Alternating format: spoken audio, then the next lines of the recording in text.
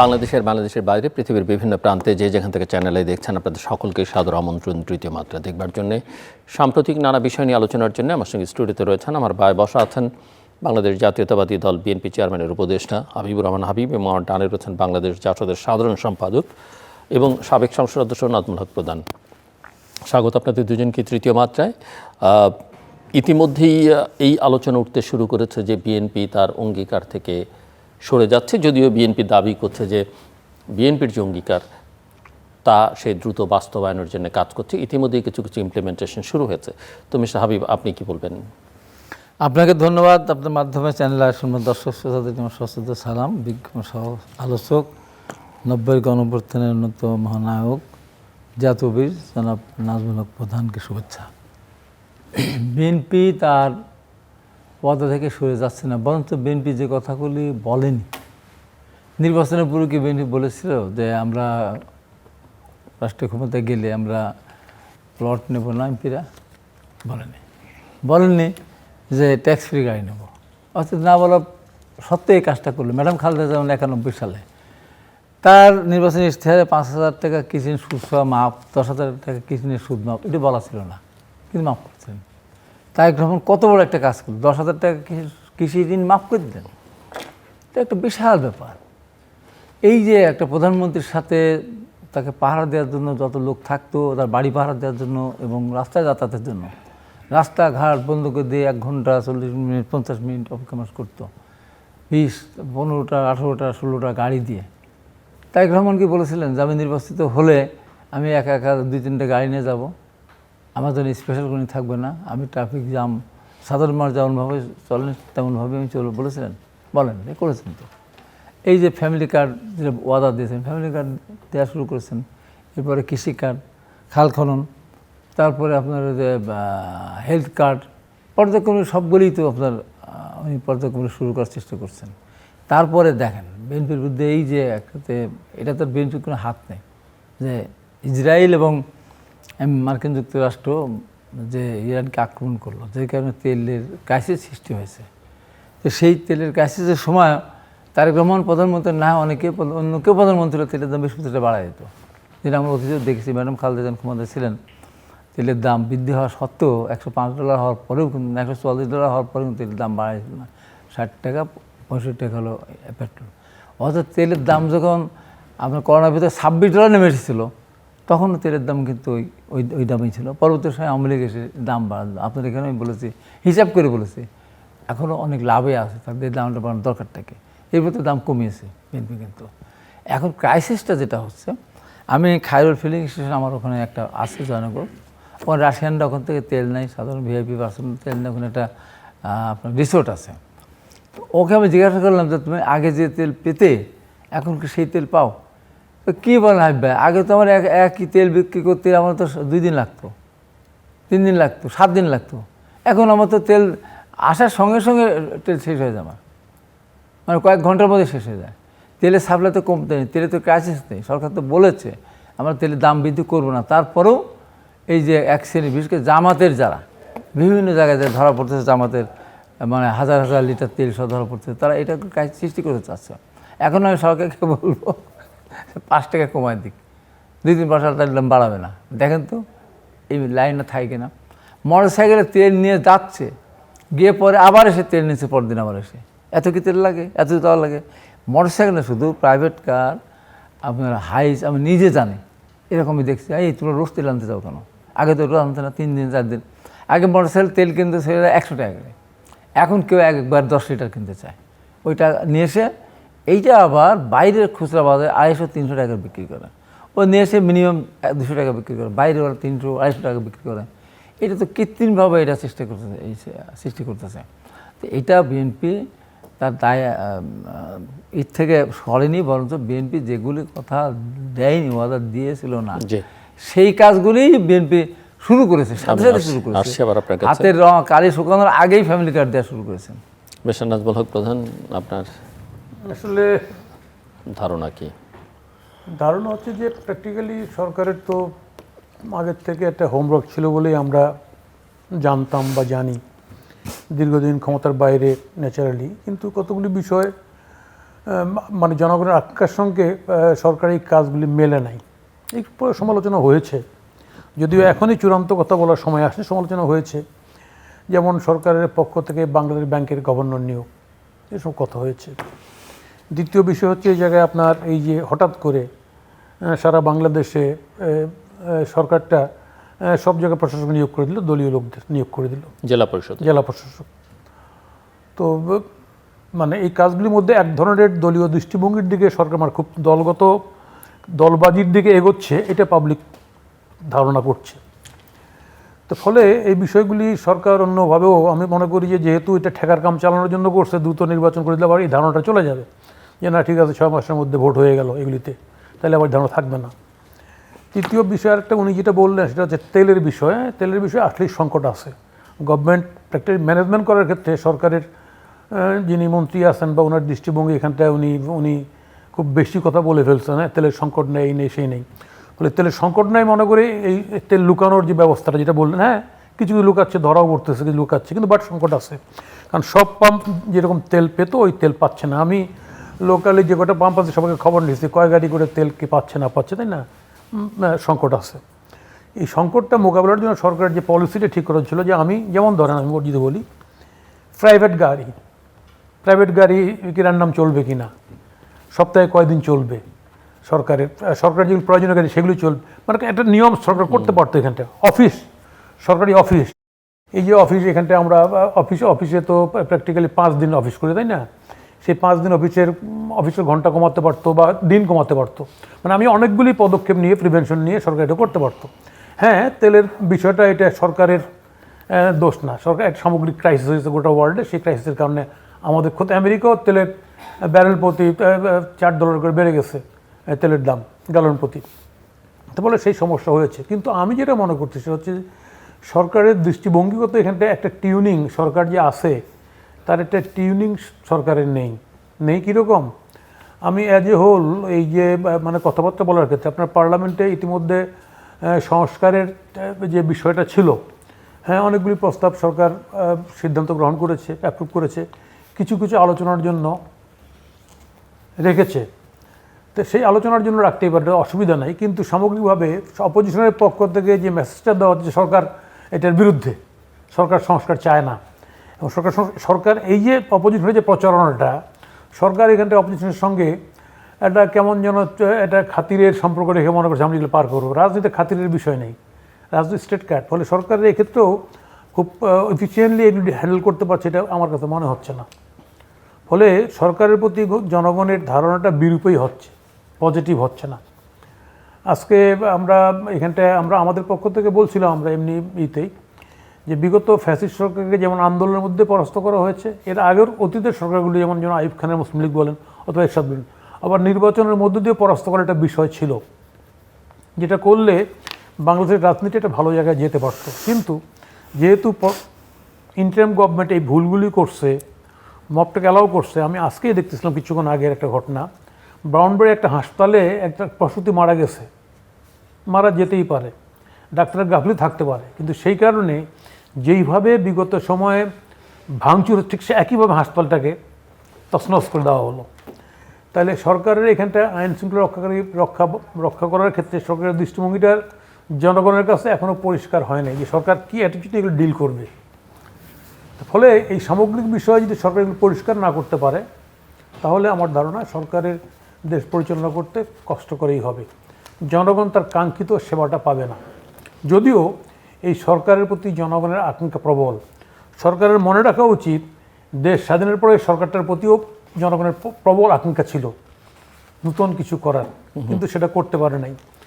সেই কারণে অনেক ঘটনাই ঘটেছে। আজকের সরকার যদি জনগণের আকাঙ্ক্ষাকে ধারণ না করতে পারে, তাহলে এই সরকারের পক্ষে অনেক সংখ্যাগরিষ্ঠ আসন পেলেই ভালো শাসন দেওয়া যায় না। এর জন্য লাগে একটা সদিচ্ছা এবং একটা প্রয়োজনীয় কার্যকরী পদক্ষেপ।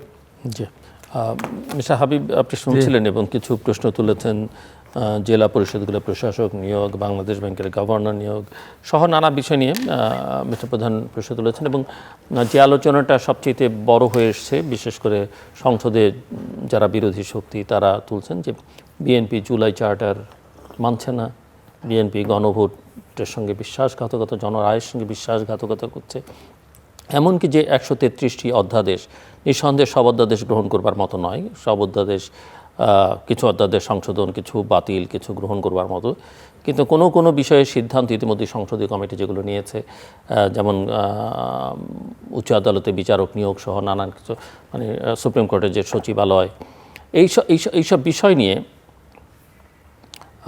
জনমনে ইতিমধ্যেই কিছু কিছু প্রশ্ন বা সংশয় তৈরি হচ্ছে যে বিএনপিকে আসলে যা বলেছে তার 31 দফায়, কিংবা জুলাই চার্টারে যে অঙ্গীকার করেছে, কিংবা তার ম্যানিফেস্টোতে যেটা বলেছে সেটা আসলে শেষ করবে কি না। না, আমার কথা জনমনে না, এগুলো দেখা দিয়েছে এক শ্রেণীর রাজনীতিবিদ এবং যারা মহান স্বাধীনতা যুদ্ধের বিরোধিতাকারী একটা গোষ্ঠী, এই গোষ্ঠীটা সুযোগ পেয়েছে। কিন্তু নাগরিক সমাজের কেউ কেউ, যেমন নাগরিক সমাজের কেউ ট্রান্সপারেন্সি ইন্টারন্যাশনালের এটা সবসময় বলে আসছে, সংবাদ মাধ্যমে লিখছেন, এবং এই এনারাই যখন রাষ্ট্র ক্ষমতায় ছিলেন এদিকে 16 বছর, 16 মাস 17 মাস, ওনাদের সময় কি হয়েছে দেশটায় তখন তো ছিল 1.5 বছর কত টাকা ব্যাংক ঋণ, আপনার ব্যাংক মানে কী বলে বকেয়া ঋণ খেলাপি কত বেড়েছে এবং কত তাকে ঋণ করতে হয়েছে, কী কাজটা হয়েছে, দেশে কোনো ডেভেলপমেন্ট হয়েছে, কোনো শিল্প প্রতিষ্ঠান হয়েছে, কেন টাকাটা গেল কোথায়? টাকা সবার কথা বলা যায়, ওনারা করছে তখন কী করেছেন। আর এখানে আমি পরিষ্কার করে বলতে চাই, বাংলাদেশ ব্যাংকের গভর্নর নিয়োগ নিয়ে একটা কথা আসছে। ইতিপূর্বে বাংলাদেশ ব্যাংকের গভর্নর বড় বড় বিশাল বিশাল শিক্ষিত মানুষজন, ঢাকা বিশ্ববিদ্যালয়ের টিচার আতিউর রহমানের মতো লোকেরা ছিল, কই রিজার্ভ ফান্ড থেকে টাকা চুরি হয়ে গেল, উনি ওখান থেকে কলকাতা বইমেলা উদ্বোধন করতেছে। আমি আপনার এখানে বলেছিলাম বাপ মা দুজনেই মারা গেছে, হ্যাঁ, ছেলে ঘরের ভিতরে রেখে বাইরে নাচ গান বাজনা করতেছে, বুঝতে দিচ্ছিলেন না আমার বাবা মারা গেছে। বাংলাদেশ ব্যাংকের থেকে টাকা চুরি রিজার্ভ ফান্ডে টাকা চুরি হয়ে গেল, উনি না বলে উনি ভারতে গিয়ে উনি করতেন। এরকম তো বড় বড় শিক্ষিত, তাহলে 21 লক্ষ কোটি টাকা পাচার হলো কী করে? দেশের অর্থনীতি এই জায়গায় আসলো কেন? দেখেন না, হ্যাঁ, বিড়াল কালো সাদা ব্যাপার না, বিড়াল ইঁদুর ধরে কিনা মারে কিনা সেটা দেখেন। হ্যাঁ, বলেন ওনার বিরুদ্ধে অভিযোগ আছে, কালো বিড়ালকে বন্ধ করে দেখা যায় না, ঋণ খেলাপি বা যা বলছে, দেখেন অর্থনীতি কোন জায়গায় নিয়ে যায়। দেখুন আগে তো শিক্ষিত লোকজন ছিল, তারা কোথায় নিয়ে গেছে? দেশটা কি ভালো আছে? দীর্ঘ 15.5 বছর কি ভালো আছে? এই 1.5 বছর কি দেশের অর্থনীতি এক পাই এগিয়েছে? জিডিপি কি 1% বেড়েছে? না, বাড়েনি। এখন তারা চেষ্টা করতেছে, এখন এসেই যদি শুরু করে। আর প্রধানমন্ত্রী যেটা বললেন, তেলের ঘাটতি নেই, কেন তো ঘাটতি হবে? যুদ্ধ শুরু হলো মাত্র কতদিন হলো, আমার আগের তেল তো আছে, এই তেল আসতে না পারলে তখন ঘাটতি হবে। আমার তেল আছেই, আমার তেল আসতে 1-1.5 মাস সময় লাগে, এবং হলুদ প্রণালী দিয়ে আমার তো তেল প্রতিদিন আসতেছে, কালকে তো 6টা জাহাজ পার আসছে, আমার তো ঠেকাচ্ছে না, ঘাটতে হবে কেন? আমি জেনে শুনে বলছি, তেলের পাম্পগুলি যে তেল পেতো এখন তার চেয়ে বেশি পায়। তারপরে ওই যে বললাম, মানুষের ভিতরে টেন্ডেন্সি দাম বাড়িয়ে দেবে, যে কারণে জমা করতেছে। এই জমা করানোর মোটরসাইকেল ভিড়, এই কি সম্ভব? প্রতিদিন কি একটা মোটরসাইকেল তেল লাগে? এত মোটরসাইকেল, হাজার হাজার মোটরসাইকেল, 100 না, হাজার, 1 মাইল 1.5 মাইল, অনেকে আর মোটরসাইকেল রেখে হোটেলে গিয়ে রাত্রে ঘুমায়, এমনও তো ঘটনা করতেছে। কেন? এটা একটা কৃত্রিম ক্রাইসিস সৃষ্টি করার একটা চেষ্টা করতেছে। এটা সবসময় এরকম একটা গোষ্ঠী থাকে। এটা যেমন 74 সালে দুর্ভিক্ষের সৃষ্টি ছিল, কেন? মার্কিন যুক্তরাষ্ট্রের সাথে গমের চুক্তি ছিল, জাহাজ এসে ফিরে গেল, কিউবাতে বস্ত্র রপ্তানি করে নিষেধ করলো মার্কিন যুক্তরাষ্ট্র। ওই সময় সরকার বললো যে আমার দেশ স্বাধীন, আমি কেন রপ্তানি করবো না? ফিদেল কাস্ট্রোর দেশে রপ্তানি করলো, তো ঠিক আছে, আমার খাদ্য ফিরে নিল, খাদ্য ফিরে নিয়ে গেল। ওই সময় জাহাজ কিছু জাহাজটা যে কিছু কিছু করলো, ডুবাই দেওয়ার চেষ্টা করলো, পাটের গুদামে আগুন, বিভিন্ন জায়গায় সন্ত্রাস, এগুলি করে একটা অরাজকতা সৃষ্টি করলো।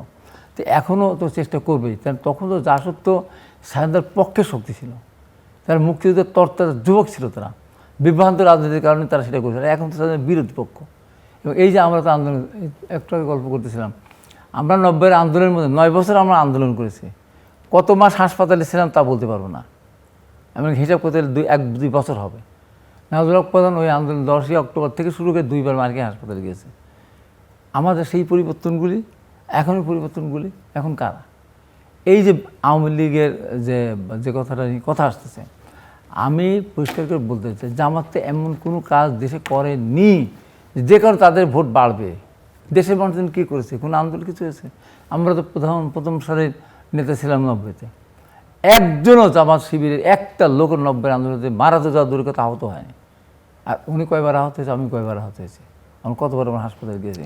এবং এই 15.5 বছর দেখেন তো, 13 সালে তাদের নেতাদের ফাঁসি এবং জেল দেওয়ার পরিপ্রেক্ষিতে তারা আন্দোলন করেছে। এরপরে এই 15.5 বছরের মধ্যে ওটা বাদ দিয়ে আপনি দেখেন তো, এই দ্রব্যমূল্যের ঊর্ধ্বগতি, তেলের দাম বৃদ্ধি, গ্যাসের দাম বৃদ্ধি, লোডশেডিং, একটা লোক তাদের মারা গেছে? একটা লোক বলেন তো, একটা লোক আহত করতেছে? না, হয়নি। আমাদের শত শত মানুষ মারা গেছে, আমাদের কত ছেলে সরাসরি গুলিতে নিহত হয়েছে। তো কেন ওদের ভোট দিয়ে মানুষ? হ্যাঁ, এই ভোটটা ওদের ভোট ছিল 7-8%, 9%, না 10% হতে পারে, 12% হতে পারে। ওদের ভোট তো 31-32% হওয়ার কথা না। এনসিপি তো হওয়ার ভোটেই প্রশ্ন, সব মিলে এত ভোট আসলো কই থেকে? এই ভোটটা আওয়ামী লীগ অনেক জায়গায়, আওয়ামী লীগের বিশেষ করে হিন্দু সম্প্রদায়ের ম্যাক্সিমাম ভোটার তার মনে করেছে যে জামাতের হাতে তার নিরাপদ না, আওয়ামী লীগ যেহেতু নেই, তারা মনে করেছে বিএনপি হাতে নিরাপদ। বিএনপি সেটা প্রমাণ করেছে 5 তারিখের পর থেকে। আমরা একদম জীবন, আমরা নিজের বুক আগলিয়ে দিয়ে তাদের আমরা রেখেছি, নিশ্চয়তা দিয়েছি, একটা ঘটনা আমরা ঘটতে দেইনি। এবং তারা মনে করে যে বিএনপি আমাদেরকে, তারা ভোট দিয়েছে। কিন্তু জামাত, কিন্তু আওয়ামী লীগ কিন্তু দলীয় সিদ্ধান্ত জামাতকে ভোট দেওয়া। So, যে খবর কোথাও কোথাও বেরোচ্ছে যে আওয়ামী লীগকে নিষিদ্ধ করবার জন্য আইনি প্রক্রিয়ার মধ্যে আওয়ামী লীগকে নিষিদ্ধ করার জন্য যখন প্রথমে উদ্যোগ নিচ্ছে, যারা নিষিদ্ধ ঘোষণা করার জন্য রাস্তায় নেমেছিল, তখন তো এই কথা কেউ বল নাই। এবং গরম পানির পরিবর্তে ঠান্ডা পানি দিল, তারপরে তো নিষিদ্ধ ইয়ে আসলো, তারপরে তাদের রাজনীতি আপাতত নিষিদ্ধ করলো না, অস্থায়ীভাবে নিষিদ্ধ করলো না, কই তখন কারা, তখন তো কথা বল নাই। আমাদের কথা হলো যে আওয়ামী লীগের রাজনীতি করলে নিষিদ্ধ হওয়ার কোনো প্রশ্ন উঠতো না। আওয়ামী লীগ রাজনীতি করেনি, ওটি একটা রাজনীতি। দীর্ঘ 15.5 বছর কাউকে ভোট দিতে দেন নাই। আমি নিজে আহত হেলিকপ্টারে ঢাকায় আসছি। আমি এই যে সেজন্য কি নিষিদ্ধ করতে হবে? নিষিদ্ধ তারা তো নিষিদ্ধ আইনে তো করেনি, কিন্তু আমাদের 24 সালে নির্বাচন করতে দেয়নি। করতে দিয়েছে নির্বাচন করতে, ওটা নিষিদ্ধ। এখন আমরা করতে চাই আওয়ামী লীগের নিষিদ্ধের ব্যাপারটা আমি বলবো যে আওয়ামী লীগের অন্তত বোঝা উচিত যে আমরা অন্যায় করেছি, আমরা দেশের গণতন্ত্রকে ধ্বংস করেছি, আমরা দেশের অর্থকে লুটপাট করেছি, দেশটাকে একেবারে খাদের কিনারে নিয়ে গিয়েছি আমরা। অথবা আমাদের রাজনীতি করার আপনি এখানে ডাক দেন না, একজন আওয়ামী লীগের একজন এমপি আসতে কন তো, আমি আসতে কন, বলেন তো 50,000 টাকা দেবো, 1 লাখ টাকা দেবো, আসেন তো, আসেন নাকি দেখেন তো। অথবা বলেন যে আপনি আসেন, এই মাত্র আসেন, আরো বিস্তারিত মিস্টার হক, এই জন্য আমি বলি যে আমার কথা হলো যে আওয়ামী লীগের নিষিদ্ধ করার ব্যাপারটা, এটা আমাদের দলের ভিতরে আলোচনা হয়েছে। এখন সব কিছু বিচার বিবেচনা করে তারা আগাবে। এবং একটা কথা যে আমরা জুলাই আন্দোলনের আমরা মূল স্পিড থেকে আমরা সরে যাই, মানে আপনারা জুলাই চার্টারের সঙ্গে এখন আমরা সরে যাইনি। আমরা বলতে আলোচনা মানতে চাইছেন না, সংসদে আলোচনা 133টি অর্ডিন্যান্সের ক্ষেত্রে যে প্রক্রিয়ার মধ্যে দিয়ে বিএনপি যাচ্ছে, সেগুলো নানানজন কিছু প্রশ্ন হবে, আলোচনার মধ্যে তো সমাধান হয়ে যেতে পারে, চূড়ান্ত কিছু তো এখনো হয়নি। ওকে, অপেক্ষা করেন। প্রধান একটা বিষয় হচ্ছে যে আমরা তো বাংলাদেশের রাজনীতিতে আমাদের সবারই রাজনীতির অভিজ্ঞতা কম না, অনেক কয়েক দশক ধরে রাজনীতি করছি আমরা। পাকিস্তান আমল দেখেছি, মুক্তিযুদ্ধ দেখেছি, করেছি, দেশ স্বাধীনের পর রাজনীতি দেখেছি। আসলে ব্যান্ড রাজনীতি নিষিদ্ধ, এটা সুস্থ রাজনীতির পক্ষে এটা সহায়ক কখনোই ভালো চিন্তা না। আমি যেমন খুব পরিষ্কার বলি, 69 সালে 1 দশক আইয়ুব খান রাজনীতি করেছে, আইয়ুব খান উচ্ছেদ হয়ে গেছে, মুসলিম লীগ উচ্ছেদ হয়ে গেছে, নির্বাচনের মধ্যেও পরাস্ত হয়ে গেছে, এবং একটা নতুন অ্যাটমসফিয়ার তৈরি হয়েছে। সেটা আমরা পারিনি, সেটা আমাদের আরেকটা আলোচনা। এরশাদের পতন হয়ে গেছে, পতন হওয়ার পরে আমরা একসাথে ভোটও করতে পারছি, হিবাজন জেলখানার থেকে সে ভোট করতে পারছে, জয়লাভ করছিল। এখন জাতীয় পার্টি কোন জায়গায় তো জনগণ বিচার করবে, তো রাইটটা ছিল। কোনো একটা দলের অধিকার কেড়ে নেওয়া হয়েছিল, আপনি জানেন, এরপরে জামাত ইসলাম, তার রাজনীতি করার রাইট ছিল না, যেহেতু সে 71 সালে সরাসরি মানে পার্টিগতভাবেই সে অক্সিলারি ফোর্স হিসাবে, সহায়তাকারী ফোর্স হিসাবে একটা আইনসঙ্গত বিধি ব্যবস্থা অনুযায়ী আলবদর আল শামস রাজাকার গঠন করেছিল। এবং সারেন্ডারের যে ডকুমেন্ট আছে সেখানটায় সরওয়ার্দী উদ্যানে, সেই সারেন্ডার ডকুমেন্টে পরিষ্কার উল্লেখ আছে যে পাকিস্তান আর্মি এবং অক্সিলারি ফোর্স মুখোমুখিরা সারেন্ডার করছে, এবং সেই কারণে সে ভোটটা ব্যান্ড ছিল। তারপরে ব্যান্ড থাকার 4-5 বছর পরে বঙ্গবন্ধু হত্যা হওয়ার পরে তো আবার রাজনীতি করার সুযোগ পেয়েছে। আমার কথাটা হচ্ছে যে এখানটায় আওয়ামী লীগ 15 বছরের রাজনীতির মধ্যে আজকে আওয়ামী লীগ এই জায়গাটা যেতে পারলো কেন? আজকে এটা বিএনপি রিয়েলাইজেশন আসা উচিত। আমি বলি এই কারণেই, এখানে ক্ষমতার জায়গাটা খুব নরম, তো তুলতুলে, এখানে গেলে কেউ ছাড়তে চায় না। আপনি দেখেন 91-এ আমরা একসঙ্গে আন্দোলন করেছি, 91-এ আন্দোলন করার পরে বিএনপি ক্ষমতায় এসে সেই বিএনপি একলাই কিন্তু ভোট করে ফেলছে ক্যাটাগরি বাদ দিয়ে। অপোজিশনের পক্ষ থেকে ক্যাটাগরি গভর্নমেন্ট তখনও দাবি ছিল, ডিমান্ড ছিল, এবং একলাই একটা ভোট করেছে, যেই ভোটটা 15 ফেব্রুয়ারি ভোট। জামাত সহ সবাই আন্দোলন করে আবার ওইখান থেকে বাধ্য হয়েছে আবার নতুন একটা ভোটকে, যেই ভোটে আওয়ামী লীগ ক্ষমতায় আসলো। আওয়ামী লীগ কিন্তু ক্যাটকার গভর্নমেন্ট করেই কিন্তু আবার ক্ষমতা দিয়ে দিয়েছিল বিএনপির কাছে, বিএনপি জামাতের কাছে। বিএনপি আবার করলো কি, বিএনপি জামাত সেখানটায় আপনি বিচারপতি বয়স সব বিরাট আন্দোলন, যেহেতু এখন 111 হয়ে গেল। আমি কথা বলতে চাচ্ছি, যদি অপোজিশনের দায়িত্বটা ঠিকমতো পালন করতে পারতো, আওয়ামী লীগ যেমন করছে, বিএনপি তার ক্ষমতাটাকে পাকাপোক্ত করতে পারে নাই। যদি বিএনপিটা করতে পারতো তাহলে আওয়ামী লীগের ফেসে হওয়ার সুযোগ থাকতো না। তো বিএনপি পারলো না কেন? কারণ বিএনপি জনগণের দাবি ছেড়ে দিয়ে জামাতকে রক্ষার আন্দোলনে বেশি ব্যস্ত ছিল। আজকে জামাতের বিরুদ্ধে হাবিব ভাই যত কথাই বলুন না কেন, কিন্তু ওই সময়ে মূল যেখান থেকে শেখ হাসিনার রাজনীতির মূল জায়গাটা ছিল মুক্তিযুদ্ধটাকে ব্যবহার করে তার ক্ষমতাটাকে পাকাপোক্ত করা, আর বিএনপি ওই ট্র্যাপে পা দিয়ে জামাতকে রক্ষার জন্য এই যুদ্ধবাদী না, বিচার না, এই না সেই না করে, তাই না, জনগণের যে ভোটিং রাইট তারা কেড়ে নিচ্ছে বা তারা ভোট নামকে হস্তে করতেছে, তারা জনগণের দাবির প্রতি মিনিমাম কোনো ভ্রুক্ষেপ বা কোনো আন্দোলন বিএনপির ছিল না বিগত 15-16 বছর। এমনকি 18 সালে ডায়ালগ করে গোপনে বিএনপির সঙ্গে আওয়ামী লীগের সলা পরামর্শ করে সেই ভোট করতে গেছিল জামাত সহ মিলে। জামাতও সিট নিয়েছিল বিএনপির কাছ থেকে, তার মার্কা ছিল না। এই যে ক্ষতিটা করলো, এই ক্ষতির দায় শুধু একাই আওয়ামী লীগের না, বিএনপিরও। তাহলে বিএনপি রিয়েলাইজ যদি করে যে আমরা অপোজিশনের দায়িত্ব ঠিক পালন করতে পারিনি দেখে দেশে অবস্থা হয়েছিল, তাহলে বিএনপি ক্ষমতায় গিয়ে এখন যেটা করে সেটাই করবে। আর বিএনপি যদি মনে করে এখন, তাই না, যে না আমরা এখন সুযোগ পেয়ে গেছি, আমরা এখন আওয়ামী লীগের এক হাত দেখাই দিলাম, রাজনীতি শেষ করে দিলাম আওয়ামী লীগের, তাই না, তাহলে এটা আরেকটা ষড়যন্ত্রের রাজনীতিকে ইনভাইট করবে। যে ষড়যন্ত্রটা এই দেশ আর বহন করতে পারবে এটা আমি মনে করছি না। কারণ দেশ আসলে আমরা এই 50 বছরে অনেকগুলি ঘটনা ঘটে গেছে, যে ঘটনাগুলি কোনোটাই আমরা কিন্তু আমরা ভুলগুলো শুধরাইতে পারি নাই। ভুল না শুধরাইলে একটা ভুল থেকে 10টা ভুল হয়, একটা মিথ্যাকে ঢাকতে থেকে 10টা মিথ্যাকেও মিথ্যা ঢাকা যায় না।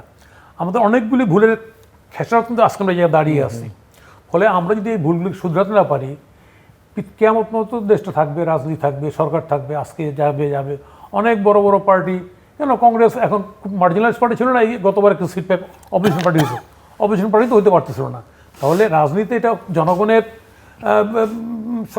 দাবি নিয়ে মাঠে রাজনীতি করতে অথবা কখনো অ্যাবসেন্ট হয়ে গিয়ে এই ক্ষমতা কম বেশি হইতে পারে, তাহলে ক্ষমতাটা চূড়ান্ত না। ফলে যারা রাজনীতি করবো, যারা ক্ষমতায় থাকবো, যারা রাজনীতি করবো, তাদের ভাবনাও করা উচিত যে আসলে দেশটার জন্য আমি কি করতেছি। আমার কাজটা এই মুহূর্তের জন্য না, আমার কাজটা ভবিষ্যতের জন্য। এবং যেই নেতৃত্ব এই কাজটা করতে পারে নাই, সেই নেতৃত্ব দেশের বিপদ ডেকে আনছে, বিপদ হয়েছে। আজকে আমরা যতগুলি লোক পৃথিবীতে শরিত আছে, বরিত আছে, এখনও আপনি আমেরিকার কথাই বলেন, আব্রাহাম লিঙ্কনের কথাই বলেন, অথবা রুজভেল্টের কথাই বলেন, অথবা মহাত্মা গান্ধীর কথাই বলেন, অথবা নেহরুর কথাই বলেন, না, আজকে নেহরুর 75 বছর আগে নেহরু কী করছে, সেই কথা চলে আসছে। এখন নেহরু বলছিল যে 75 বছর ভারত এই সংকটে পড়বে ধর্মীয় রাজনীতির। আজকে ভারতে যে লোকগুলি রাজনীতি করতেছে ক্ষমতা আসতে, এই লোকগুলি ভারতের স্বাধীনতার বিপক্ষে ছিল, মুসলিমরা দেওয়া লোক। আজকে সেই লোকগুলি ভারতের রাজনীতি, হিন্দুবাদী রাজনীতি করে আজকে এই জায়গায় আসছে। বাংলাদেশও কিন্তু একইভাবে কিন্তু ওর অপোজিটটা এখানটায় একটা ধর্মের নাম করে একটা শক্তি মারাত্মকভাবে এখানটায় এগিয়ে আসছে, এবং যেই শক্তিটার কোনো ন্যায় নীতিবোধ নাই, ধর্মটা আছে শুধু মুখে ব্যবহার করে। তাহলে এই জায়গায় দাঁড়িয়ে একটা কঠিন পরীক্ষার মধ্যে আমরা আছি। ক্ষমতাসীন দল বিএনপি 2/3 মেজরিটি পেয়েছে। I salute public of Bangladesh, জনগণকে আমি সালাম জানাই। হ্যাঁ, বিএনপিকে এই যে আসনটা দিল একটা ভালোর জন্য, বেটারমেন্টের জন্য। বিএনপিটা যদি ফেল করে, পাবলিক যাবে কোথায়, জনগণ যাবে কোথায়, সেটি হচ্ছে প্রশ্ন। এইটা আমার ধারণা বিএনপির মধ্যে রাজনৈতিক নেতৃত্ব আছে। বিগত 17 বছর তারা মারাত্মক কষ্ট করছে, এটা অস্বীকার করে লাভ নাই। জেল জুলুম নির্যাতন খাটছে। নর্মাল বিএনপির মিছিলও, হ্যাঁ জামাতের মিছিল ঘটনা ঘটে নাই, বিএনপি নর্মাল মিছিলে নারায়ণগঞ্জে আমি দেখছি, তাই না, পয়েন্ট ব্ল্যাঙ্ক গুলি করে মেরে দিচ্ছে নর্মাল মিছিলে, ব্রাহ্মণবাড়িয়া করছে, ভোলায় করছে। এগুলো সেই সময় টকশোর মধ্যে বলেছি যেগুলো অন্যায়, খারাপ হচ্ছে কাজটা, আওয়ামী লীগ গা করে নাই। এখন আওয়ামী লীগ এই খারাপ কাজগুলি করছে দেখে আমার শোধ হিসেবে যদি একই কাজ করতে যাই, তাই না, যেই ফর্মেই করি আমি, তাই না, তাহলে এটা ভালো রেজাল্ট দেবে না। আমি সেই জায়গাটাই বিবেচনা করার জন্য বলতেছি বিএনপিকে, যে তাদের এখন স্কোপ আছে এটা বিবেচনা করার। তার মানে ক্রিমিনালদেরকে কোনো ছাড় দেওয়ার সুযোগ নাই। আপনি বলছেন যে অপরাধীদের বিচার হোক, রাইট, এবং বাকিদের রাজনীতি করবার সুযোগ হ্যাঁ, দেয়। অপরাধীদের বিচার, রাজনীতি থেকে বের করে দেওয়া, সমস্ত কিছু। একটা প্রশ্ন অনেকে তুলছেন যে আওয়ামী লীগও তো সন্ত্রাসী দল হিসেবে সন্ত্রাসী কর্মকাণ্ডে জড়িয়ে পড়েছিল কিনা সেটাও বিচার করা দরকার, এবং সেটা যদি প্রমাণিত হয় তাহলে তো আবার আইন বলবে, বা যদি আমি জানি না সংশোধিত আইনে তারা কী করবে, তাহলে তো দল নিষিদ্ধের প্রশ্নটাও আসবে। একটা হচ্ছে যে আমরা এরকম কোনো আওয়ামী লীগের অ্যাজ এ হোল পার্টির সিদ্ধান্ত নিয়ে, যেমন 71 সালে জামাত সিদ্ধান্ত নিয়ে মন্ত্রিপরিষদে অংশগ্রহণ করেছিল, এবং আপনি এইসব বাহিনীগুলি করার ক্ষেত্রে মতিউর গোলাম আজম সাহেব সবাই ছিল বৈঠকে, এগুলো ডকুমেন্টেড একদম। আওয়ামী লীগ ওই রকম অ্যাজ এ হোল সিদ্ধান্ত নিয়ে এইরকম যে তাই না, এটাকে গুলি করে মাইরে থাকতে হবে, তাই না, এরকম এটা আমরা জানি না, আমার কাছে জানা নেই। প্রশাসনিক নর্মাল নিয়মে যেটা আছে, যেটা বলতেছে অনেকেই, যে নর্মাল নিয়মে একটা এজিটেশন ঠেকানোর জন্য যেটা সেটাই করছে, এর মধ্যে ঘটনা ঘটছে, হ্যাঁ ডেফিনেটলি এগুলো নিন্দনীয় ঘটনা, হাজার খানেকের উপর লোক মারা গেছে, তাই না, সেই ক্ষেত্রে এটা অবশ্যই বাদ বিচার হবে, কিন্তু এটার জন্য সবাই হোল পার্টি আমার কাছে মনে হয় না যে একটা রাজনীতিকে নিষিদ্ধ করা আসলে ভালো ফল দেয় না বলে অনেকে মনে করেন। সাবিক না, এটা সবাই নামেনি, কিন্তু আওয়ামী লীগ যখন এই যে গুলি করে করে হত্যা করলো হেলিকপ্টার থেকে বা বিভিন্নভাবে, তখন কি আওয়ামী লীগের একজন লোক, একজন বুদ্ধিজীবী আপনার এখানে এসে বলেছে আওয়ামী লীগের কাজটা ঠিক হচ্ছে না? এটা কি বাংলাদেশে খুব একটা হয়? বিএনপি যখন ভুল করেছে এরকম কয়জন এসে সেটাই আর কি। এখন টোটাল জিনিসটাই হলো, এটা খুব ডিফিকাল্ট। টোটাল জিনিসটা হলো যে আওয়ামী লীগ যখন এই যে ওইটা করলো, পাকিস্তান সেটা ধরেন আমাদের একই দেশ ছিলাম, সেটা তারা মানেনি। জামাত অগ্নিদের ফোর্স হিসাবে সেখানে ধরেন বুদ্ধিজীবী হত্যা করেছে, মানুষ হত্যা করেছে, এই জন্য জামাত নিষিদ্ধ হয়েছিল। আমি এখনও মনে করি জামাতের রাজনীতি এখন নিষিদ্ধ হওয়া উচিত। মাঝখানে বলুন তো বিএনপির সাথে ছিল একটা পর্যায়ে, বারবারই আমি একই কথা এটা বলেছি। এখন এর চেয়ে ভয়ঙ্কর কোনো শক্তি সামনে আসে, তাকে মোকাবেলা করার জন্য জামাতকে সাথে রাজনীতি করতে হতে পারে, কথা তারা বলতেছে, সেই হিসাবে আমরা করেছিলাম। তো সেটা আওয়ামী লীগও তার সাথে করে একই সাথে 86 নির্বাচনে গিয়েছিল, তারা বেরিয়ে এসেছিল 5 দল। তারপরে আবার 91 সাল নির্বাচনের পর জামাতের সাথে করে কিন্তু তত্ত্বাবধায়ক আন্দোলন তারা করেছিল। তখন তারা ভাবেনি যে আমরা আওয়ামী লীগ, আমরা জাসদ, আমরা কমিউনিস্ট পার্টি, আমরা কী বল ওয়ার্কার্স পার্টি, জামাতকে সাথে করে নিয়ে আমরা আন্দোলন করবো না। হ্যাঁ, এক মঞ্চে যায়নি, হয়তো জোট করেনি, কিন্তু যুগপৎ আন্দোলন তারা করেছে এটা। আর যে নির্বাচনটা 15ই ফেব্রুয়ারি ম্যাডাম খালেদা করে, এটা ঐতিহাসিক ঘটনা। যদি 15 ফেব্রুয়ারি নির্বাচন পরে আমি কিন্তু জনতার মঞ্চ করেছিলাম, আমি কিন্তু সেখানে শপথ করেছিলাম লাস্ট দিনে। সেটা তখন মাগুরা নির্বাচনকে কেন্দ্র করে যখন আওয়ামী লীগ সহ, জামাত সহ, ওয়ার্কার্স পার্টি শাসক সহ সবাই যখন পদত্যাগ করলো 30শে ডিসেম্বর 94 সালে, তখন বিএনপির সামনে আর কী ছিল? কেউ তো ছিল না। বিএনপি 1 বছর দেখেছে, উপনির্বাচন কিন্তু করেনি। তারপরে বিএনপি একটা নিরপেক্ষ তত্ত্বাবধায়ক সরকারের নির্বাচন দেওয়ার জন্য নির্বাচনটা করেছিল। এখন বলবেন যে ঠেলায় পড়ে দিয়েছে, ঠেলায় না, প্রথম অধিবেশন দিয়েছে, আরও কিছুদিন আগাতে পারতো না। আওয়ামী লীগ যেমন 1000 মানুষ হত্যা করলো, ওই আন্দোলনে বিএনপি পারতো না। 200-500 লোক হত্যা করার পর আমি তো রাজসাক্ষী, আমি তো এই জনধর্ম আমি তৈরি করেছিলাম। প্রথম দিন তো মঞ্চ ভেঙে দিল, সকালবেলা বা ওই রাত্রিবেলা যে ছাত্রদল দিয়েছে এফিস হল শহীদুল হল থেকে এসে মঞ্চ সকালবেলা দখল করে নিত, আমি হ্যাঁ পুরো ভেঙে দিয়েছিল। পরে আমি ওইটা আবার আমার নেতৃত্বে ওয়াদুল কাদের তারাও আসলো, পরে আমি মঞ্চ আবার 2টা পর আবার আমি চালু করলাম। আমি লাস্ট দিন মতো সব আমি করেছি। তো এই ধরনের ভয়ঙ্কর অবস্থা সৃষ্টি করলে হয়তো 6 মাস পিছিয়ে যেত, 1 বছর পিছিয়ে যেত। ম্যাডাম খালেদাকে স্যালুট দেওয়ার দরকার এই কারণে, কিন্তু সংবিধানের তৎপরতার সরকার বিধান সংশোধন করেই কিন্তু উনি পদত্যাগ করেছেন বীরের মতো। উনি বঙ্গভবনে গিয়েছেন, পদত্যাগ করেছেন, লাখো জনতার সামনে আমার প্রেস পার্টি অফিসের সামনে বক্তব্য দিয়ে উনি বাড়ি ফিরেছেন, যে কারণে 116টা আসন পেয়েছিল। তারপরে আপনার 2006 সালে যখন ক্ষমতা হস্তান্তর করেছে, বীরের মতো শরৎ উদ্যানে বিশাল প্রোগ্রাম করে তারপরে উনি আসছেন, বাসায় ফিরে আসছেন। হ্যাঁ, ওই ভোটটা তারপর 111 হয়ে গেল। ওই ভোটটা আপনার ওই সেই সময় সেনা সারিতে সরকার, তার ম্যাডামের সাথে তারা সমঝোতা করতেছে, ম্যাডাম সমঝোতা করেনি যে তোমাদের সমঝোতা নেই, আওয়ামী লীগ সমঝোতা করেছে, যে কারণে ভোটের রেজাল্ট নেই বারবার হিসাবটা দিয়ে আজ পর্যন্ত 86% ভোট কিন্তু কাস্ট হয়নি বাংলাদেশে। ওইবার 10% করে ভোট শুধুমাত্র নৌকা মার্কা সিল মারা ছিল, যে কারণে 2001 সালে বিএনপি যে প্রার্থী ভোট পেয়েছিল 1,05,000, সেই 1,07,000 ভোট পাওয়ার পর সে হেরে গেছে। আওয়ামী লীগ প্রার্থী যে পেয়েছে 90,000, সে ভোট পেয়ে গেছে 1,15,000, কারণ ওই 10% ভোট সিল মারা। এবার নির্বাচন সুষ্ঠু হয়েছে, অবাধ হচ্ছে, এটা আমরা স্বীকার করি। কিন্তু তারপর কিছু কিছু জায়গায়, যে আমার ওখানে আপনার নিজ সাক্ষী, আমার ওখানে রাতের বেলা যখন আমাকে ইনফরমেশন দেওয়া হলো যে ভোট কিন্তু তারা সিল মারতে চায়, আমার সরবাড়ি, আমি নাম বলছি, সরবাড়ি নামক একটা জায়গা, জামাত শিবিরের ঘাঁটি, ওটা জামাতের আমির বাড়ি ছিল, 4টা ভোট তারা সিল মেরেছিল দাঁড়িপাল্লায়। পরে সেনাবাহিনীকে দিয়ে সেই ভোট উদ্ধার করে সেই ভোট নষ্ট করে দিয়ে আবার 4টা নতুন ব্যালট দেওয়া হলো, তারপর ওই সেন্টারে কিন্তু আমি দিচ্ছি। এরকম অনেক জায়গায় রাতের বেলা তারা ভোট করেছে, এবং অনৈতিকভাবে আওয়ামী লীগ যে কাজটা করেছে সেই কাজগুলি করেছে আর একদম এগিয়ে।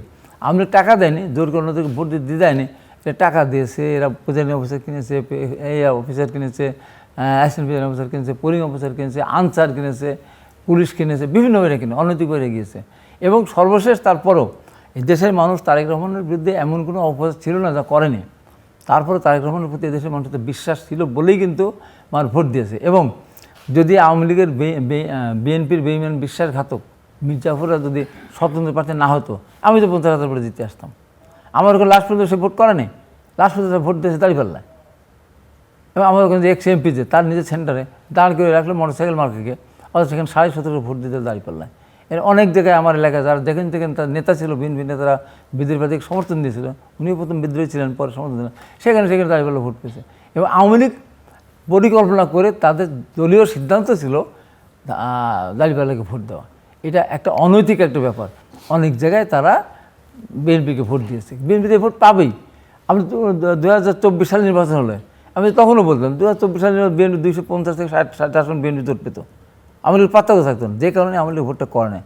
আওয়ামী লীগ যদি ভাবতো আমরা এত বছর রাজনীতি করেছি, দেশের উন্নয়ন করেছি, আমরা একটা নিরপেক্ষ ভোট দিলে আমরা ক্ষমতায় যাব, তাহলে আওয়ামী লীগ তো ভোট করতে দিত। 24 সালে ভোট করতে দিল না কেন? এই ভয়।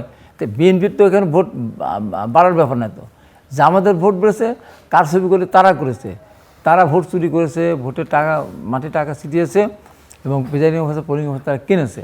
এখন বিএনপির প্রতি যে বিশ্বাস, আমি আশা করি কেবল তো 47 দিন বয়স, এই বয়সের ভিতরে যে ঐতিহাসিক কতগুলি তারেক রহমান সিদ্ধান্ত নিয়েছেন, আমি আশা করি যে এই সমস্ত কিছুর পরেও তারেক রহমান অবশ্যই ফাইনাল যখন কিছু করবেন, এই জাতি হতাশ হবে না।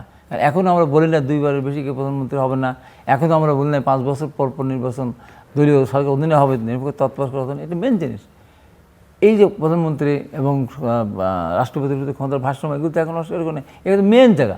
তখনই আপনি বলবেন যখন বিএনপি এই জায়গার থেকে সরে যাবে, কিন্তু আর নিরপেক্ষ তত্ত্বাবধায়ক সরকারের বিধান থাকবে না, আমার দলীয় সরকার নির্বাচন হবে, তখন করবে যখন বিএনপি ভয় পাবে যে জনগণ আমাদেরকে ভোট দিবে না। তখন আমি আশা করি সেই সুযোগটা আসবে না। কারণ এখন যে আছে যারা নাজমুল প্রধানমন্ত্রী একটা গুরুত্বপূর্ণ কথা বলছেন, বিএনপির প্রতি মানুষের প্রত্যাশা, বিএনপি যদি কোনো কারণে ভুল করে তাহলে তো নেক্সট কি জামাত আওয়ামী লীগ সিদ্ধ হয়ে যায় না, সেই সুযোগটা ইনশাল্লাহ হবে না।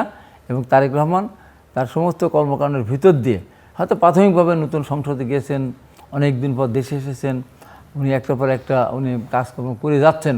এই দেখেন উনি বললেন প্রধানমন্ত্রীর ওনার খেয়াল নেই, 1 ঘন্টা কিন্তু কর্মঘণ্টা কমিয়ে দিয়েছে, 9টা থেকে 5টা পর্যন্ত অফিস ছিল না, 4টা পর্যন্ত কেন করেছে? ওই 1 ঘন্টা বিদ্যুৎ খরচ বা তারপরে বিভিন্ন মার্কেটগুলিতে বলছেন যে আপাতত এটা 6টা পর্যন্ত আপনার থাকেন, দিনের বেলা আপনাকে সপ্তাহে 2 দিন ছুটি, সরকারি কর্মকর্তারা তারা তো ইজিলি মার্কেট করতে পারে, তারপর 4টা ছুটি হয়ে যাবে। আর সাধারণ মানুষ তো দিনের বেলা করতেই পারে। তো এগুলি বিদ্যুৎ সাশ্রয়ের বা তেল দ্বারা তো আপনার এই উৎপাদন হয়, এইভাবে তার এখন তো খেয়াল আছে। আমরা এখন তো সারের দাম তো বাড়ায় নাই, কীটনাশকের দাম বাড়ায় না, বলছে এইগুলি বিএনপি চেষ্টা করতেছে আরও কীভাবে কৃষিতে ভর্তুকি দেওয়া যায়, কীভাবে শিল্প প্রতিষ্ঠান নতুন নতুন শিল্প প্রতিষ্ঠান করা যায়, কীভাবে বন্ধ শিল্প প্রতিষ্ঠান গড়ে তোলা যায়, এগুলি ব্যাপারে চিন্তা করতেছে। কিন্তু যারা বিএনপির সমালোচনা করে তাদের কোনো পরিকল্পনা আছে? দেখান তো কোনো পরিকল্পনা আছে, ছিল তাদের পরিকল্পনা? এই যে বিএনপি এক গাদা পরিকল্পনা দিয়ে সামনে এগুচ্ছে, এদের তো কোনো পরিকল্পনা, এদের একটাই পরিকল্পনা, আমরা বেহেশতে নেব, মুসলমান হলে বেহেশতে নেব, আর হিন্দু হলে আমরা কথা বলে নিয়েছি আমরা ওখান থেকে স্বর্গে পাঠাবো। এই ছাড়া ওদের আর কোনো কাজ আছে বলুন তো? কিন্তু আমাদের এক গাদা। এবং শিক্ষার ক্ষেত্রে তারেক রহমানের যে দৃষ্টান্ত স্থাপন করতে যাচ্ছে যে আপনার বাংলা ইংরেজির পাশাপাশি আপনার অপশনাল সাবজেক্ট থাকবে, আপনি জাপানিজ ভাষা শিখবেন, চাইনিজ ভাষা, রাশিয়ান ভাষা শিখবেন, সে অপশনাল রেখে দিচ্ছে। এইভাবে শিক্ষা কার্যক্রমকে সুন্দরভাবে সামনের দিকে এগিয়ে নেওয়ার জন্য চেষ্টা করছে। এই বাংলাদেশেই তো আগে নকল ছাড়া কেউ পরীক্ষা হবে পাশ চিন্তা করতো? কোনদিন করেছিল না। ওই সময় এসএলএম মিলন ছিল প্রতিমন্ত্রী এবং আমাদের যে আর কিশোরগঞ্জের আমাদের ওসমান ফারুক সাহেব মন্ত্রী ছিলেন, নকলের নাম ভুলে দিয়েছিল না, মানুষের বাবার নাম ভুলে দিয়েছিল না। আরেকটা কথা আমরা ভুলে গেছি জাতি, পলিথিন ছাড়া বাংলাদেশ চলবে, পলিথিন বন্ধ করা যাবে, কেউ চিন্তা করেছিল? শাহজাহান সিরাজ তার নেতৃত্বে, উনি যখন পরিবেশ মন্ত্রী ছিলেন, তার নেতৃত্বে পলিথিন একদম বন্ধ হয়ে গেছিলো বাংলাদেশে, একটা পলিথিন ব্যবহার করতে পারতো না। এটা সরকারের সিদ্ধান্ত। এখন সেই জন্য আমরা বলি যে বিএনপি তার পথে সঠিক আছে। কিছু কিছু যেগুলি জুলাই অভ্যুত্থানে যেগুলি মানে ঘোষণা বলেন যাই বলেন না কেন, এগুলিতে মানুষের পেট ভরবে না, এগুলি আপনার ওয়াদা রক্ষা করার ক্ষেত্রে কাজে লাগবে, কিন্তু মানুষের পেট যাতে ভরে। এই যে রোজা গেল, ওই প্রথম 2-3 দিন একটা লেবু টেবুর দাম টাম বাড়ছিল, তারপরে জানিয়েন এরপরে আপনি দেখবেন আমরা বলেই দেবো 7 দিন লেবু কিনবেন না, 7 দিন শসা কিনবেন না, পেঁয়াজও খাবেন না, বেগুনি খাবেন না, অটোমেটিক দাম কমে যাবে। এবং এর ভিতরে দাম কিন্তু বাড়েও না, কিন্তু এত কাজের দাম বেড়েছে কোনোটা? লালমাটিয়া একটা জিনিসের দাম বেড়েছে শুধুমাত্র। একটা বিষয় হচ্ছে যে এটা ঠিক, প্র্যাকটিক্যালি বাংলাদেশের শাসক হিসেবে যারা আসলো সবচেয়ে ওয়ার্স্ট মানে সবচেয়ে বাজে কাজটা করলো শেখ হাসিনা। বলে কীরকম, এরশাদের মতো লোকও কিন্তু জনগণের দাবির কাছে আমাদের পদত্যাগ করে সেই সাহসটা উনি প্রদর্শন করতে সমর্থ হয়েছে যে আমি জেলে যেতে প্রস্তুত। কিন্তু উনি এট সাম পয়েন্ট বেগম জিয়াও করেছেন ওই যে যেটা রিভিউ করে ভোটটা করে দিচ্ছেন আবার, তাই না, করে পার্লামেন্টে গিয়ে আবার নতুন করে ভোট করে অপোজিশনে বসছেন 116 সিট। 116 দিয়েছেন। কিন্তু শেখ হাসিনা এটা করার সাহস তো দূরের কথা না, আপনি এটা করার সাহস দেখাতে পারলেন না, দেখে উনি পালিয়ে গেলেন বা ওনাকে ফ্যাসিস্ট বলা হয়। তারপর আমি বলবো এই সামগ্রিক সংকট মিলিয়ে আমাদের এই সমাজটা তো প্র্যাকটিক্যালি আমাদের এই দেশটা আমরা সবাই কি বলা যায় কি মানে ইন্টারলিঙ্কড। মানে 71 সালে যদি আমি বলি এরকম মুক্তিযুদ্ধের পরে কিন্তু 9 মাসের মুক্তিযুদ্ধের পরে রক্ত হয়েছে, যেখানটায় রেপ হয়েছে, ধর্ষণ হয়েছে, বাড়ি পুরো জ্বালা হয়েছে, মানুষ খুন হয়েছে না, এটা কিন্তু ভুলতে আমাদের কিন্তু অল্প সময়ের মধ্যে আমরা ভুলে গেছি।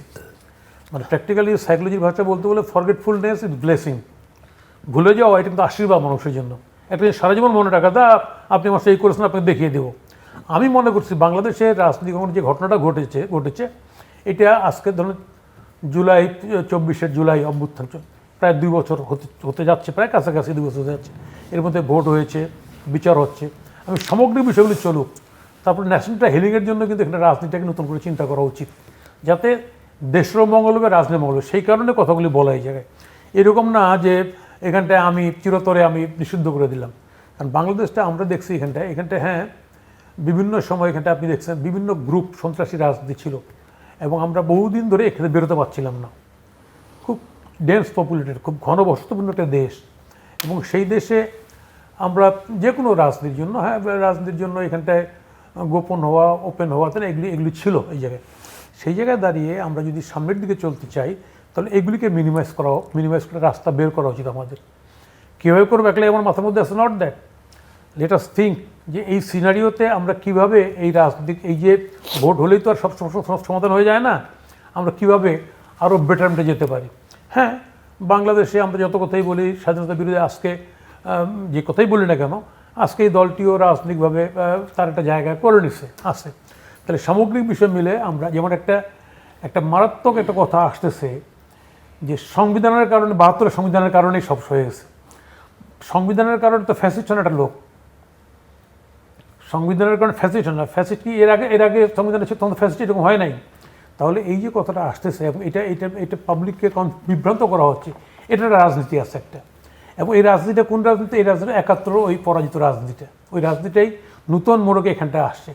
আমি সেই দিকটা খেয়াল করে বলবো যে আমাদের বর্তমান সময়ে এই যে সংকটটা, এই সংকট মোকাবেলা করার জন্য একটা বিএনপির পক্ষ থেকে গ্র্যান্ড ডায়ালগ হতে পারে পলিটিক্যাল পার্টিদের নিয়ে, এবং রাজনৈতিক যারা স্টেক হোল্ডার আছে না তাদেরকে নিয়ে, সামাজিক শক্তিসমূহ নিয়ে বাংলাদেশের রাজনীতিটাকে একটা পরিষ্কার আমরা একটা খোলা জায়গায় দাঁড়াতে চাই, এবং যার ভিত্তিতে এই দেশটা ভবিষ্যতে গোটা পৃথিবীতে কী বলা যাতে উজ্জ্বল হয়ে থাকতে পারে।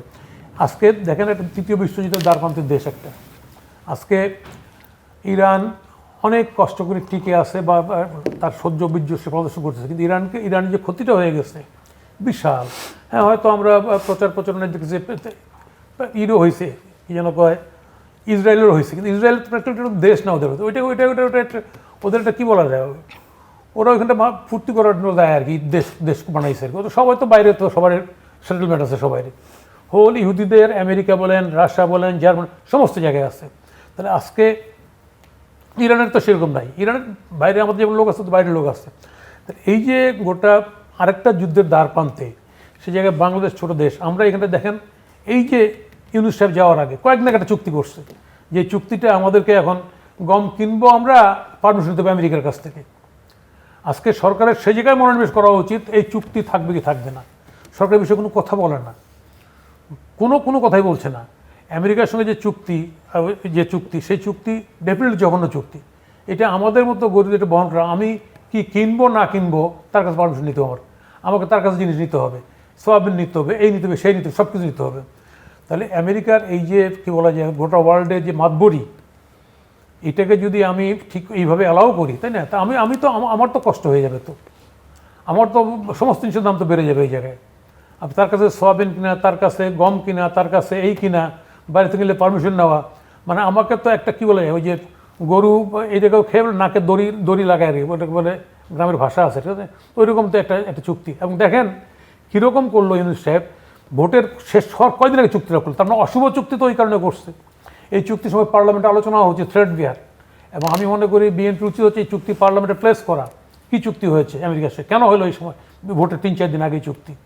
তাহলে আজকে এরকম অনেকগুলি ইস্যু আছে যে ইস্যুগুলির সঙ্গে আমাদের জাতীয় জীবনের কী বলা যায় সার্ভাইভালটা যুক্ত। তাহলে সেগুলি বাদ দিয়ে আমি শুধু কাকে ব্যান করলাম, কী করলাম না করলাম, তাই না, এই চিন্তায় যদি অস্থির হয়ে যায়, তাই না, তাহলে আসলে বর্তমান এই সংকট দেশটার মোকাবেলা করতে পারবো না। আন্তর্জাতিকভাবেও আজকে আপনি দেখেন এখানটায় জাতিসংঘের নাম কেউ আসতে, আমেরিকা যা ইচ্ছা তাই করছে, গোটা ওয়ার্ল্ডে যা ইচ্ছা তাই করতেছে। এই যা ইচ্ছা তাই করতেছে, এটা যদি এর বিরুদ্ধে যদি ভয়েস রেইজ না করা যায়, সরকার আগেও তো আমরা দেখতে পাচ্ছি, আমি একটা এখানে রেফারেন্স দিই, আমরা তখন ছাত্রলীগ করে সিরিয়াসলি, আপনিও তখন ছাত্রলীগ করে, আমরা হয়ে নেই, ভাগ হয়ে নেই, আমরা একই সঙ্গে করি।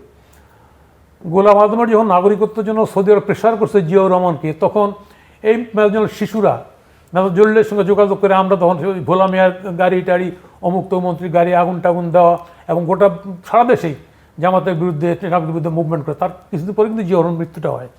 আমি বলছি যে সরকারের পক্ষ থেকে অনেক সময় অনেকগুলি আন্দোলনে অপোজিশনকে মুভ করে সরকারের পক্ষে শক্তিশালী নেওয়ার জন্য। আজকে আমেরিকার সঙ্গে এই চুক্তি, এটা যে সরকার, এটা তো আমরা প্রোগ্রাম করছি যুক্তফ্রন্ট এর বিরুদ্ধে, ইরানের হামলার প্রোগ্রাম করছি, কিন্তু এর বিরুদ্ধে সরকারের দল কি পার্লামেন্টে কি বাইরে কোনো কথা নেই। যেখানটায় আমেরিকায় লক্ষ লক্ষ কোটি কোটি লোক রাস্তায় নেমে গেছে, সেখানটায় এটা নিয়ে কথা নেই। আমি বলছি যে একটা দেশ শুধুমাত্র দেশ চালানো না। এখানে আমি একটা কথা বলি যে এটা অবশ্যই যে শেষে যে চুক্তিটা করে গেল, জানতেছে আমি চলে যাচ্ছি, সেই সময় এই চুক্তিটা করে বিপদে ফেলার তো কিন্তু দরকার ছিল না। পোর্ট নিয়ে যে চুক্তিটা করলো, এটা যে চুক্তিটা, এটা অশুভ চুক্তি করে গেছে বিগত সরকার। আপনি 47 দিন বয়সে আমি সব কিছু দিয়ে একবার বেরিয়ে আসতে তো সময় লাগবে, তো তাকে তো আলোচনা করতে হবে, তারও তো কিছু এলাই খুঁজতে হবে, তো গেল। তারপর বিএনপি আওয়ামী লীগ যেটা করেছে, বিএনপি সেটা মোটেই করেনি। আওয়ামী লীগের শাসন আমলে যে দুঃশাসন করেছে, আমার অভিযোগ কতবার আঘাত আসছে।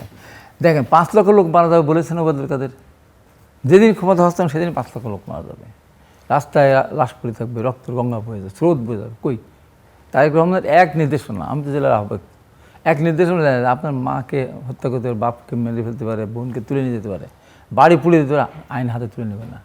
আমরা একটা লোকও মারা যায়নি, একটা বাড়িতে কিন্তু আমরা আগুন দেয়নি। এইটাই হলো বিএনপি আর আওয়ামী লীগের পার্থক্য। এই অত্যাচারটাই যদি আপনার বিএনপি আওয়ামী লীগের উপর করতো, আমরা কত মানুষের রাস্তায় লাশা পড়ে থাকেন তখন ঠিক ছিল না, সেখানে বেরিয়ে আসছে। তাই আমার দেশে আসলেন, পৃথিবীর ইতিহাসের সবচেয়ে বড় অনুষ্ঠানের মধ্যে দিয়ে, জমায়েতের মধ্যে দিয়ে একটা বার কি প্রতিহিংসা রাজনীতির কথা বলেছে? বলেন না। ম্যাডাম খালেদা জিয়া 2-3টা ভাষণ দিয়েছেন, কোথাও কি বলেছেন? আমি তো সাক্ষী, মামুনুল হক আজকে বেইমানি করছে জাতির সাথে। এই মামুনুল হক আজকে দাবি করে আমি বেগম খালেদা জিয়া কারামুক্ত হওয়ার প্রথম আমি সাক্ষাৎ করেছি। হ্যাঁ করেছে, বেইমানিটা করেছে। তারপরে সাক্ষাৎ করেছে আমি, আমার দলের সবচেয়ে বড় নেতা, আমি, আমার সাথে এনিকে ছিল, আমার সাথে ইয়ে ছিল, শহীদুদ্দিন চৌধুরী রানী ছিল, আর হাবিবুল্লাহ সোহেল ছিল। কথা বলে আস্তে আস্তে ম্যাডাম কথা বলেছেন, একটা পরে বললাম, আমি যখন বললাম ম্যাডাম আমাকে তো যেতে হবে পাবনা, আমি যদি আহ্বায়ক, তুমি যাও এলাকায় যাও, মানুষের পাশে থাকো, মানুষের কষ্ট না পায়। একবার বললেন না যে তোমার, আমার সব ঘটনা কিন্তু উনি শুনলেন ধৈর্য ধরে, ওই অসুবিধার মধ্যে ওই দিনে প্রথম মুক্ত হলেন। এই হলো বেগম খালেদা জিয়া। মৃত্যু আগ মুহূর্ত পর্যন্ত উনি প্রতিদিন রাজনীতি করলেন। তারেক রহমান তার মায়ের জানা যায়, 5 দিন পর তার মা মারা গেলেন। এই যে লক্ষ লক্ষ পৃথিবীর আসা বড় জানা যায়, একটা বার বললেন না আমার মা এই করেছেন, আপনাদের এটা করেছেন, আমার বাপ এই করেছে, আমি এই কিচ্ছু না। উনি বললেন আমার মা শাসন আমলে আপনার যারা অত্যাচারিত হয়েছেন বা যারা কষ্ট পেয়েছেন মাফ করে দেবেন, জানাবেন। এই হলো তারেক রহমান। এই যে তারেক রহমানের উদারতা, এটাকে আমি দুর্বলতা ভাবছেন? এই যে জামাত ইসলাম আমিরের বাসায় গিয়েছেন, উনি এনসিবির নেতাদের বাসায় গেছেন না, বুঝতে চাচ্ছেন সবাইকে নিয়ে। হ্যাঁ, নাজমুল হক প্রধান যে কথাটা বলছে ডায়লগ, এই ডায়লগ করার চিন্তা আসতেও পারে। তো এখন তো সব শেষ হয়ে যায়নি। হ্যাঁ, আজকে আপনার যেটা ইরানের যে ব্যাপারটা বলতেছেন আপনি, যে এখন সরকারের পক্ষ থেকে কোনো মুখ খোলা হয়নি বা মিছিল মিটিং করা, এগুলো কিন্তু বিরোধী দল ওই কাজগুলি করে, তারপর তো এটা একটা ইস্যু। আপনি তখন ইউনুস সাহেব যখন চুক্তি করলো তখন কোথায় গেছিল এরা? এই যে বিরুদ্ধে আজকে বড় বড় কথা বলতেছে, তখন কোথায়? তখন তো কিছু বলে নাই। এবং এখন দেখেন যে এই যখন আওয়ামী লীগ নিষিদ্ধ ঘোষণার দাবি কারা করেছিল? এনসিপি করেছিল না? তার সাথে গিয়ে জামাত যোগ দিল, যোগ দিয়ে কী বলে গোলাম আজমের বাংলাদেশ, নিজামের বাংলাদেশ স্লোগান দিয়েছে না? তারাই তো আওয়ামী লীগকে নিষিদ্ধ করার সবচেয়ে বড় কথা। হ্যাঁ, এখন আওয়ামী লীগ বলেছে যে চিন্তাভাবনা করতেছে যে আইনে দ্বারা বা একে নিষিদ্ধ করা যায় কিনা, তারা প্রতিবাদ করুক প্রতিবাদ। না, এটা হবে না, করুক না, আমরাও তো দেখতে চাই। মির্জা ফখরুল আলমগীর যখন বললেন যে আমরা কোনো রাজনৈতিক দলের নিষিদ্ধ ঘোষণা হোক এটা আমরা চাই না, আমার কত ব্যাখ্যা দিতে হয়েছে তার পক্ষে। তখন মনে হলো বিএনপিকে মানে বের করে দেবে এই অবস্থা। ফখরুল আলমগীর কেন বললেন কোনো রাজনৈতিক দল নিষিদ্ধ ঘোষণা করতে আমরা চাই না? আমি আসছি আপনার কাছে। জনগণ থেকে শেষ করি আমি। এবং দেখেন যে এখানে যে বিএনপি তো ধরেন ৭২ সাল সংবিধানকে অন করে তো, ৭১কে অন করে, ৯০কে অন করে, কিন্তু এরা এই জামাতকে ৭১ অন করে, ৯০কে এনসিপি অন করে। আমরা কি আন্দোলন করি নাই? আমার রক্ত দেয় নেই, গন্ধ ফিরে আনি নাই? তো এই জায়গা এরপরে বললো আওয়ামী লীগের রাজনীতির দুর্বলতা কোন জায়গাটা? তারা এত কিছু জানছে, সংবিধান যারা ছুঁড়ে ফেলে দেয় সেই গোষ্ঠীকে তারা দলীয় সিদ্ধান্ত নিয়ে ভোট দেয়। স্থানীয়ভাবে অনেক জায়গায় সিদ্ধান্ত আওয়ামী লীগের অনেক লোকজন বিএনপিকে দিয়েছে, এটা আলাদা কথা।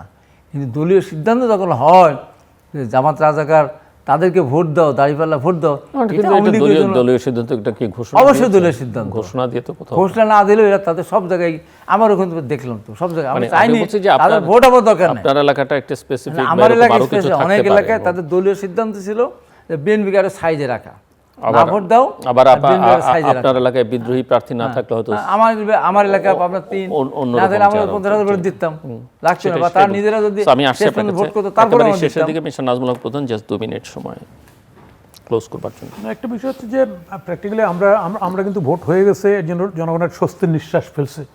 কারণ ইন্টারিম গভর্নমেন্টের যে শাসনটা ছিল এটা কোনো শাসন না,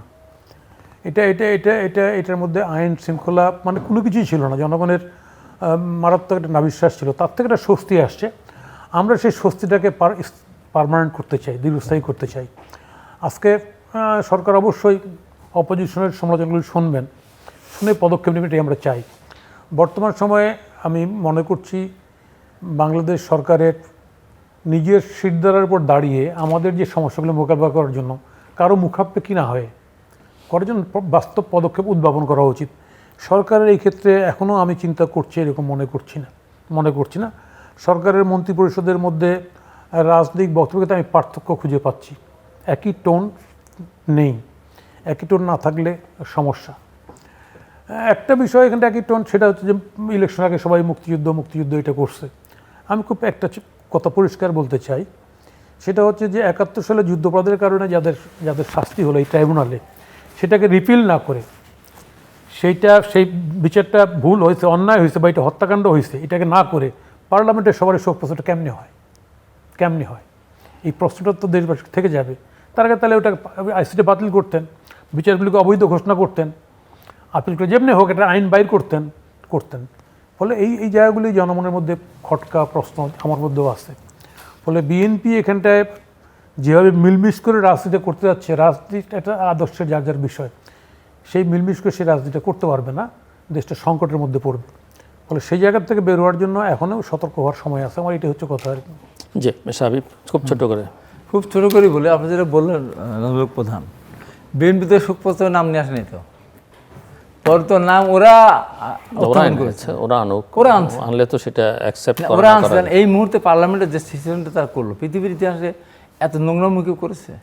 আপনার রাষ্ট্রপতির কথা শপথ নিয়ে আপনার উপদেষ্টা পরিষদে আপনারা দেশ পরিচালনা করুন, উপদেষ্টা সেটা কেন, তারা তো জাতীয় রাষ্ট্রপতি ভাষণের সময় আপনি যে বেয়াদবিটা করলেন। এখন বিএনপি তো একটা কথা বলতে, সহনীয় কিছু ব্যাপার আছে, সব তাৎক্ষণিকভাবে সব কিছু, সেই মুহূর্তে বিএনপি ওই কথা না। অন্য যারা ছিল, আরও যারা ছিল সংসদে, তারা তো ওই শোকপত্রের বিরুদ্ধে কেউ করেনি। সরকারের পক্ষ থেকে সেই মুহূর্তে হয়তো করাটা, মানে ওই মুহূর্তে করলে পরিবেশটা তো অন্যদিকে যেতে পারতো। কিন্তু আমরা তো আমাদের দলের ওইটুকুই বলতে পারবো আমরা, যে আমরা কিন্তু শোকপত্রের ভিতরে আমরা নিয়ে আসিনি। এইটা হলো আমাদের বিএনপি, এইটা হলো বিশিষ্ট।